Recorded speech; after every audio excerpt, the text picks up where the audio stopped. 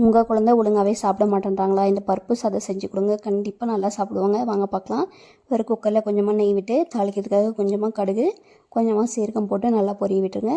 அப்புறம் அரை பெரிய வெங்காயத்தை குட்டி குட்டியாக பொடியாக நறுக்கி அதையுமே சேர்த்துக்கலாம். சேர்த்துட்டு நல்லா கலந்து விட்டுருங்க. அப்புறம் தக்காளி, அரை தக்காளி பழத்தை குட்டி குட்டியாக கட் பண்ணி அதையுமே சேர்த்துக்கலாம். தக்காளி சேர்த்துட்டு நல்லா கலந்து விட்டுருங்க.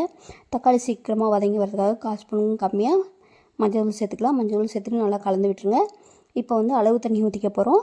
நான் 1 கிளாஸ் அளவில் அரிசியும் பருப்பும் சம அளவு எடுத்துருந்தேன். இப்போது 2.5 கிளாஸ் அளவுக்கு தண்ணி ஊற்றிக்கிறேன். தண்ணி ஊற்றிட்டு லைட்டாக காரத்துக்காக கொஞ்சமாக மிளகாய் தூள், டேஸ்ட்கேற்ப உப்பு, கொஞ்சமாக பெருங்காயம் சேர்த்துக்கோங்க. சேர்த்துட்டு நல்லா கொதிக்க விட்டுடலாம். தண்ணி இப்போ பாருங்க நல்லாவே கொதிக்குது. ஆனால் அரிசியும் பருப்பும் அரை மணி நேரம் ஊற வச்சு எடுத்துருந்தேன். அதை சேர்த்துக்க போகிறோம். இப்போ பருப்பு நீங்கள் சிறுபருப்பு, அதாவது பாசிப்பருப்பு எடுத்துக்கலாம். இப்போ பாருங்கள், இப்பயே மூட வேண்டாம். இப்போது நீங்கள் கொஞ்சமாக பெப்பர் சேர்த்துக்கலாம். பெப்பர் சேர்த்தா ரொம்பவுமே நல்லது குழந்தைங்களுக்கு. இப்போது டேஸ்ட் உப்பு பார்த்துக்கோங்க. உப்பு டேஸ்ட்லாம் கரெக்டாக இருந்தது அப்படின்னா மூடி போட்டு மூடி வச்சு நான் 3 விசில் விட்டு எடுத்துருந்தேன். ஏன்னா 2.5 கிளாஸ் அளவுக்கு தண்ணி விட்டுருந்தோம் இல்லையா. பாருங்கள் ரொம்பவுமே சூப்பராகவே வெந்திருக்கு. இது ஏதாவது மேஷர் எதாவது வச்சு மசிச்சு கொடுங்க, ரொம்பவுமே நல்லா விரும்பி சாப்பிடுவாங்க. நம்ம சேனல் பிடிச்சிருந்தா சப்ஸ்கிரைப் பண்ணுங்கள்.